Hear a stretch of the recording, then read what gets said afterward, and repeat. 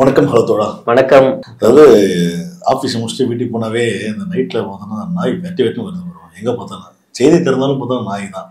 குழந்தைகளை கடிச்சு போட்டுறது, அதை பிடிச்சி போட்டுறது. ஆமாம், இதெல்லாம் கண்ட்ரோல் பண்ணோம் அப்படின்னு ஒரு ஐடியா தோணுது. அரசாங்கம் தான் பண்ண மாட்டேங்குது. அதாவது நான் இப்ப ஆர்வலரா பேசிட்டா கண்டிப்பா அது ஒரு ஒரு ஜீவன் தாங்க. நீங்க அது உங்களை துரத்துதுன்னா நீங்க கொஞ்ச தூரம் அப்படி நின்று பாருங்க. பார்த்து முறைச்சிங்கன்னா அவன் அப்படி போயிடுவான் அவன். அதனால நீங்க அதுக்கு அதை அப்படிலாம் நீங்க அதை இது பண்ணாதீங்க, புரியுதுங்களா? மனுஷன் சாவரா. நான் கூட தான் போன வாட்டி பைக்ல போகும்போது ஒரு குழந்தை குறுக்க வந்துருச்சு. அதுக்காக நான் குழந்தைய இது பண்ண முடியுமா? அந்த மாரி கோபிநாத் அவர்கள் பார்த்தோன்னா நீ நான் டிபேட்ல பார்த்தோன்னா இந்த எலைட் ஆமா அவங்களாம் கூட்டு வச்சு குழந்தைகிறாரு நினைக்கிறேன். பொழுதுகிறாரு. டாக் லவர்ஸ் பேரு. டாக் லவர்ஸ் டாக் பாவங்க. டாக் எவ்வளவு இன்னும் தெரியுமாங்க. அது எப்படி எல்லாம் குலைக்கணும் பாத்தீங்கன்னா அதாவது சில நல்ல விஷயங்கள் இருக்கு ஸ்ட்ரீட் டாக்ஸ்ல, அது நம்ம மறுக்க முடியாது. நைட்ல நம்ம தூங்கிட்டு இருக்கோம் அப்படின்னா திடீர்னு கூட்டமா கத்துச்சுங்க நாய்ங்க அப்படின்னா யாரோ ஸ்ட்ரேஞ்சர் தெருவுக்குள்ள வந்துட்டான் அப்படின்னு நம்மள அலர்ட் ஆகிக்கிறது. ஓகே, யாரோ வந்திருக்கான்னு நம்ம தெரிஞ்சா திருடனை கூட அது காட்டி கொடுக்கும். சரி, ரெண்டாவது நம்ம தெருக்கு ஒரு பாதுகாப்பு அப்படி இப்படின்னு நம்ம எல்லாம் சொல்லிக்கலாம். ரெண்டாவது அதுங்களுக்கு யாரும் உணவு அளிக்க மாட்டாங்க, நம்ம தான் அளிக்கணும். இதெல்லாம் சரி, நம்ம தேவை போகதான் அடுத்த தேவைன்னு ஒண்ணு இருக்குல்ல. இப்ப நம்ம வீட்டுல நீங்க நம்ம குழந்தை முக்கியமா இல்ல தெருவுல இருக்க நாய் முக்கியமா அப்படின்னு பார்த்தா ஃபர்ஸ்ட் எல்லாருமே இயல்பாவே குழந்தையதான் காப்பாத்துவாங்க. கண்டிப்பா கண்டிப்பா. இப்போ குழந்தைய இழந்தவங்களோட வழி என்னவா இருக்கும் நமக்கு தெரியும் இல்லையா? அப்போ கவர்மெண்ட் என்னென்ன ஸ்கீம் எடுக்குது, ராபிஸ் திருநாய்களை கட்டுப்படுத்துறதுக்கு திருநாய்களை கூட்டிட்டு போகுது, என்னென்னமோ நிறைய வேலை போகுது. இப்போ மாடுனால எவ்வளவு ஆக்சிடென்ட் ஆயிரும். திடீர்னு வாழை சொல்லட்டும், குப்பை தொட்டில ஏதாவது தின்னுட்டு இருக்கோம், திடீர்னு எட்டி மிதிக்கும், திடீர்னு முட்டும், மாடு கிட்டே போக முடியாது. அதனால இவங்க பேசுறதெல்லாம் ஏத்துக்கவே முடியல. என்னதான் பண்றாங்க இவங்க. ஆனா இவ்வளவு பாசம் இல்லாம எனக்கும் பாசம் இருக்குப்பா. நான் ஏதோ ஒரு கடைவாசல் ஏதோ ஒண்ணுன்னா என் கையில இருக்கிறது ஏதோ ஒண்ணு போடுவேன்.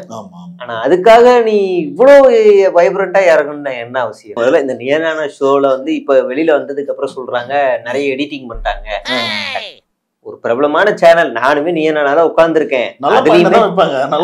அதுலயுமே அது அந்த சேனலோட டிஆர்பி ஏத்துறதுக்கு ஒரு மசாலா கலக்குறதுக்கு எல்லா சேனலுமே, அந்த சேனல்ல எல்லா ஷோவும் சும்மா வெறமுனே பண்ண மாட்டாங்க. ஒரு நாள் முழுக்க நியனான ஷோ எடுப்பாங்க ப்ரோ. காலையில 10 மணிக்குன்னு சொல்லுவாங்க, 11 மணிக்கு ஆரம்பிப்பாங்க, டிஃபன் எல்லாம் கொடுத்துட்டு ஆரம்பிப்பாங்க. 1 மணி வரைக்கும் அந்த ஷோ நடக்கும். அப்படின்னா 3 மணி நேரம் காலையிலே ஷூட் நடக்கும். 3 மணி நேரம் நடக்கும். சாப்பிட்டுட்டு மறுபடியும் 2:30 3 மணிக்கு உட்காரணும். 5 மணி வரைக்கும் நடக்கும் மறுபடியும் ஷூட். அப்ப கிட்டத்தட்ட ஒரு 6 மணி நேரம் அந்த ஷூட் மட்டும் எடுப்பாங்க. நமக்கு டெலிகாஸ்ட் பண்றது எவ்வளவுன்னா 45 நிமிஷம் தான். அப்ப அதை 10 எடிட்டர் உட்காந்து எடிட் பண்ணுவான் போல. தேவையில்லாத பாயிண்ட்ஸ் இதெல்லாம் கான்ட்ரவர்சி அவங்களோட ஷோன்ற போது அதுல அவங்க எப்படிலாம் பண்ணணும்னு நினைப்பாங்க. இதெல்லாமே பண்ணுவாங்க. இன்னொன்னு, உட்கார்றதுக்கு முன்னாடியே அக்ரிமெண்ட்ல சைன் வாங்கிடுவாங்க, என்னென்னலாம் பண்ணணும் பண்ணக்கூடாதுன்னு. அதெல்லாம் அவங்க சைன் பண்ணி இருந்திருப்பாங்க. அதெல்லாம் படிச்சு பார்த்துருக்கணும். அதாவது இங்க அடி வாங்கினாலும் அடி வாங்கி இறந்து போனாலும் கம்பெனிக்கு பொறுப்பு இல்ல. அந்த மாதிரி சைனை பண்ணிட்டு நான் பேசுனதை எடுத்துட்டாங்க. நான் பேசுன 7 மணி நேரமா உட்காந்து விஜய் டிவி பாத்துக்கிட்டு இருப்பாங்க. ஏற்கனவே பல ஷோ போர் அடிக்கிறாங்க. என்ன பேசுற நீ? மனுஷன் முக்கியம் பேசுறதா? அதான் என்ன பாயிண்ட் மெயின். அதோட நீ என்ன பேசணும் அதெல்லாம் மேட்டர் கிடையாது. உன்னோட பாயிண்ட் யாரு சாதகமா இருக்கு? கண்மூடித்தனமா நீ நாய்க்கு சப்போர்ட் பண்ற. அதாவது என்ன நினைக்கிறாங்க தெரியுமா?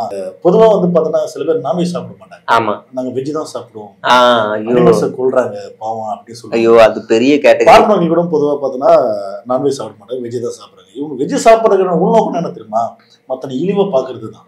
அந்த பொருள், அந்த அனிமல் மீது உங்களுக்கு பற்று பாசமே கிடையாது. உணவுன்றது தனி. அந்த உணவை வச்சு ஒருத்தர் இழிவா பாக்குறது, சரி நான்வெஜ் சாப்பிடுறீங்க அப்படின்னு. இன்னொரு நான்வெஜ் பார்த்தோன்னா மாட்டுக்கறி பார்த்து பயங்கர இழிவா பாக்குறது. இதுல மாட்டுக்கறி சாப்பிடுறீங்க ஏன்னா மாட்டுக்கறி பசு அது பில்ல சாப்பிடுது, அது சுத்தம் இல்லையா? ஆடு கோழி, இந்த கோழி எல்லாம் பார்த்தா கண்டதை சாப்பிடுது, பண்ணிடலாம். இதை சாப்பிடறவன் புனிதமானவனா? இதுல இந்த இன்ஸ்டாகிராம்ல பாதி பேர் சுத்திக்கிட்டு இருக்காங்க கிறுக்கு மாதிரி. இந்த மீசையை இப்படி வச்சது ஒரு ஆள் ஒருத்தர் சுத்தி இருப்பான். இவன் பேரு பிரவீன். இவன் ரோட்ல இந்த குட்டி ஆடு அடிப்படை கிடந்துச்சு, நான் தான் மீட்டு கொண்டு வந்தேன், இவனுக்கு பிரவீன் பேர் வச்சிருக்கேன், இந்நேரம் அவன் அங்க விட்டுருந்தானே இந்நேரம் அவன் கரியா இருப்பான், கறியை சாப்பிட்றவங்களுக்கு அவங்களுக்கு இந்த விட்டமின் இந்த கால்சியம் தான் கிடைக்கும். நீங்க நான்வெஜ் சாப்பிட்றதுனால மட்டும் அந்த கால்சியம் விட்டமின் இல்ல, நான் சொல்ற இந்த காய்கறி கீரைகளையும் சாப்பிடுங்கன்னு வந்து அறிவுரை சொல்லுவான். ஃபுட் செயின் பத்தி முதல்ல படிச்சுட்டு வரா பைத்தியக்கார பத்தி. இந்த மாதிரி இன்னொரு விலங்கு அடிச்சு சாப்பிடக்கூடாதுன்னு எல்லாமே முடிவு எடுத்துட்டா மனித இனமே அழிஞ்சு போயிரும். இந்த ஃபுட் செயின்ல சொல்றது அந்த தேனி தானே, தேனி அந்த இனம் அழிஞ்சிரும், ஒட்டுமொத்தமா அழிஞ்சிரும்னு ஒரு சயின்ஸ் சொல்லுது. ஃபுட் செயினை பத்தியே தெரியாம நான்வெஜ் சாப்பிடாது. உணவுன்றது என்னோட உரிமை, என் உடம்புக்கு எதெல்லாம் சேருதோ நான் சாப்பிடுவேன். பாம்பு கறி நல்லா இருக்குன்னா சாப்பிடுவேன். அந்த மாதிரி எதெல்லாம் என் உடம்புக்கு நல்லா சேருதோ நான் சாப்பிடுவேன். அது கூட புரிஞ்சுக்காம இவனுங்க நாய் வளர்த்துட்டு தான் இருக்கு. இப்போ வளர்க்கல வேலை இதுவா நாய் வளர்த்துருக்கேன், பூனை வளர்த்துருக்கேன், லவ் பேர்ட்ஸ் வளர்த்துருக்கேன், கிளி வளர்த்துருக்கேன், எல்லாமே வளர்த்துருக்கேன். இப்ப கிளியெல்லாம் நான் ஏன் வேண்டான்னு கொடுத்துட்டேன்னா வீட்டுல இருக்க பொருளை சேதப்படுத்துது, அது ஒரு உயிரினம் அப்படிங்கறதுக்காக நான் வச்சுக்க முடியுமா? வீட்டுல பொருள் தான் எனக்கு முக்கியம்னால சரி இதுக்கு மேல நீங்க இருக்க வேணாண்டா பாத்துக்கோ அப்படின்ட்டு பேசி அனுப்பி விட்டாச்சு. நாய் மீது மாடு மீது இவ்வளவு அக்கறை கொண்டாங்க, அது அனிமல் மீது அக்கறை கொண்டவன் ஒரு சாதியால ஒரு ஹானர் கிளிக் நடக்குது, அதை பத்தி கண்டிக்க மாட்டாங்க. அதை பத்தி அவங்க காதுக்கு செவியில அது அவங்களுக்கு அந்த அளவுக்கு காது கேட்காது. அது புரிதல். ஒரு மனுஷன் சாவடிக்கிறாங்க, ஒருத்தன் வீட்டுல மாட்டுக்கறி சாப்பிட்டான்னு சொல்லி நார்த்துல பார்த்தோன்னா வீடு பூந்து அடிச்சு சாகடிக்கிறாங்க, விரட்டுறாங்க. அதை பத்தி ஒரு குரல் கொடுங்க. ஏன்னா ஒரு மனுஷனை அடிச்சு கொள்றான்டா, அதை பத்தி கேட்க மாட்டான். ஐயோ பாவங்க மாடு சாவுதுங்க, ஐயோ பாவங்க நாய் சாவுதுங்க. டேய் இந்த மனுஷன் செத்துனுங்கிறா அதை சார்ந்த ஒரு குரல் போடுறாங்க, குரல் போட மாட்டாங்க. நானு எங்க அந்த அளவுதான் இல்ல. அது அரசியலா போனா அவங்களுக்கு பேன் பாப்பாங்க, என்னமா பேசுறாங்க, என்ன ஆணவ கொள்ளலாம் என்ன அப்படின்னு பேன். அந்த அளவுக்கு அவங்களுக்கு இது இல்ல, ஒண்ணு இல்ல. எங்க தெருவுல இப்ப உள்ள கிராஸ் பண்றோம்னீங்களா, ஒரே நாயோட குட்டிங்க மட்டுமே ஒரு 5 குட்டி இருக்கு. இப்ப நல்லா வளர்ந்துருச்சு, 1 வருஷம் ஆயிடுச்சு, நல்லா வளர்ந்துருச்சு. தெருவுல யாரு போனாலும் குலைக்கும், பகல்ல போனாலும் குலைக்கும் இல்ல கடிக்க வரும். பைக்கோட ஃபுட் ரெஸ்ட்டுக்கும் அதுக்கு வாய்க்கும் ஜஸ்ட்ல இருக்கும், நிறுத்துற வரைக்கும் குலைக்கும். சரி இன்னைக்கு ஒரு நாள் சாப்பாடு வாங்கி போட்டா நாள்ல இருந்து குலைக்க மாட்டான்னா மறுநாள் தான் இன்னும் வீரியமா குலைக்கிறான்.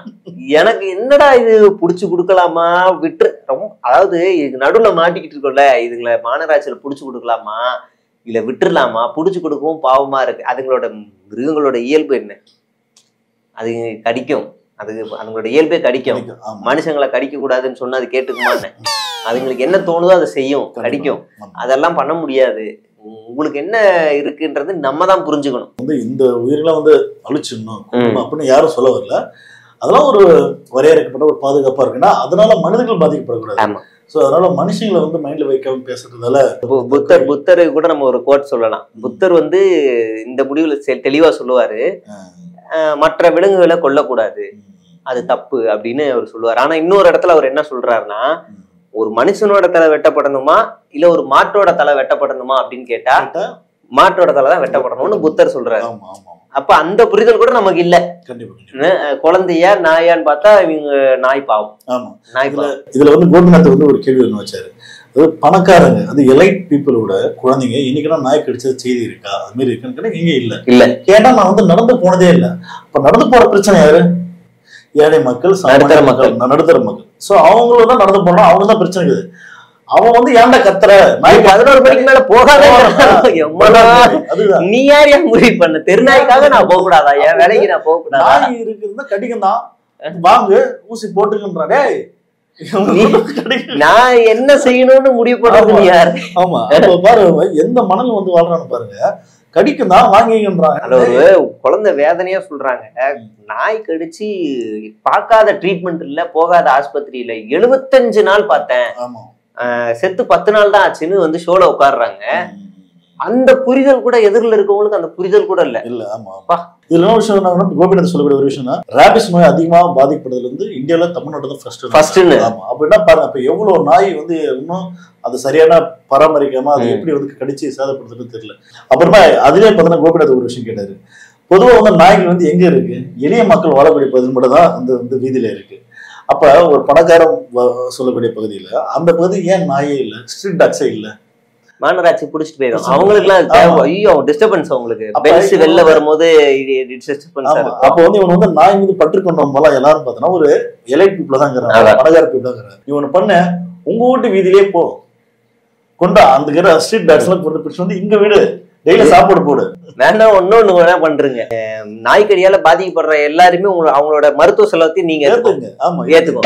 ஏன்னா அடுத்த செலவுல 3 ஊசி போடணுமா, நாய் கடிச்சிச்சுன்னா ஒரு ஊசி 1000 ரூபா, 3 ஊசி போட வேண்டி இருக்கு. அதுக்கு மாத்திரை மருந்துலாம் வேற தனியா இருக்கு. இந்த மருத்துவ செலவு ஏத்துக்கோங்க. கண்டிப்பா. அது ஒரு அம்மா வந்து கேள்வி கேட்டாங்க, நல்லா கேள்வி கேட்டாங்க. ஏங்க நீங்க வளர்க்குற நாய் என் புள்ள கடி வாங்குதுங்க, வலி வாங்குதுங்க, வலி வாங்கி ஊசி போடுதுங்க, எங்களுக்கு வேதனை, எங்களுக்கு விதியான்னு கேட்கறாங்க.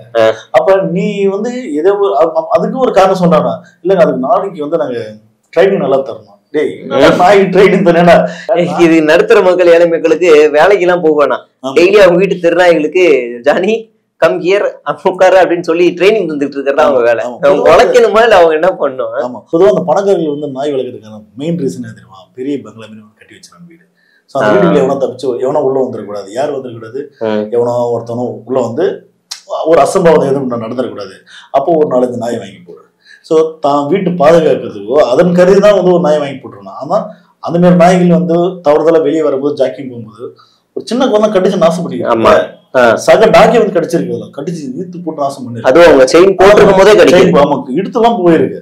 அப்போ உன்னோட கேர்லெஸ் உன்னோட வீட்டு பாதுகாக்கும், உன்னோட வீட்டுக்கு ஒரு கூலியால வச்சு ஒரு செக்யூரிட்டி காசு கொடுக்க வக்கு இல்லாம நீ நாயை வளர்த்து இது பண்ணிடுற. ஆனா அது ஜாக்கிங் போற டைம்ல எங்க ஒரு இடத்துல என்னைக்கோ ஒரு நாள் அது ஒரு குழந்தை கடிச்சு சாகடிக்க போகுது. இது செய்தி இல்லையா? இதை பத்தி யோசிக்கிறது. அது இவனோட கம்ஃபர்ட், இவனை சேஃப்டி கேட்கவே நாய் வந்து ஒரு புனிதப்படுத்துறாங்க. நாய் வந்து ஒரு புனிதப்படுத்தி அது இவனை எப்படி நம்ம ஃபார்ம் ஆனாங்க.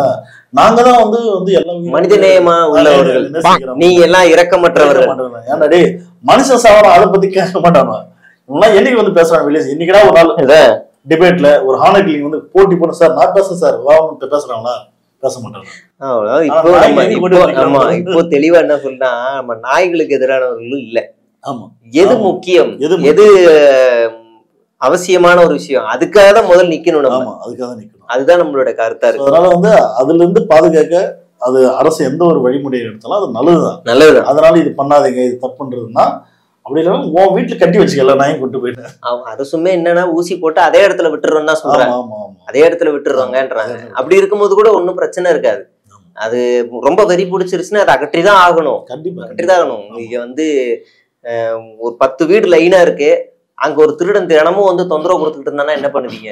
கண்டிப்பா தூக்குவீங்க. இல்ல ஒரு குடிகாரன் அந்த 10 வீட்டுல ஒரு குடிகாரனா ஒருத்தர் இருக்கிறான், அவன் தினமும் தொல்லை கொடுத்துக்கிட்டே இருக்கான், என்ன பண்ணுவோம்? கண்டிப்பா தூக்கணும். எது முக்கியம், அதுதான் அங்க தேவை இருக்கு. அப்ப அது மாதிரி நாய்க்கு தொல்லை கொடுத்துக்கிட்டே இருக்கு, ரோட்ல யாரும் போயிட்டு வர முடியல, அதை அப்புறப்படுத்துறதுக்கான வேலையை அரசாங்கம் மூலியமா பண்ணிதான் ஆகணும்.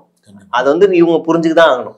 ஸோ அதனால அந்த ஷோ நம்ம பார்க்கும்போது நம்மளுக்கு என்ன தோணுதுன்னா, பண வசதி வந்தா கூட அறிவா வந்து வாழ்றாங்கன்னு பார்த்தா அவ்வளோ அறிவு இல்லாம ஒரு முட்டாதான் வாழ்றாங்க. அவங்க சிந்தனை அவ்வளவுதான் தெரியுது. நல்லா வந்து மாடரேட்டா இருக்கிறாங்க. பார்த்தா மேக்கப் போட்டு பயங்கர மாடரேட்டா, அப்போ பயங்கர புத்தாலே பேசுவோம்னு பார்த்தா அடிமுட்டாலாம் வந்து பேசிட்டு போயிருக்காங்க. ஸோ இதுதான் இந்த பீப்புளோட மைண்ட் செட் நினைக்கிறேன். கண்டிப்பா நேனான கோபிநாத் வீடியோ பார்த்துருப்பீங்க. பார்க்கலாம், கண்டிப்பா ஒரு முறை பாருங்க. பார்த்தீங்கன்னா இந்த வீடியோ பற்றி கருத்துக்களை மறக்காம கமெண்ட் பண்ணுங்க, லைக் பண்ணுங்க, ஷேர் பண்ணுங்க. அடுத்த வீடியோல சந்திப்போம். நன்றி, வணக்கம்.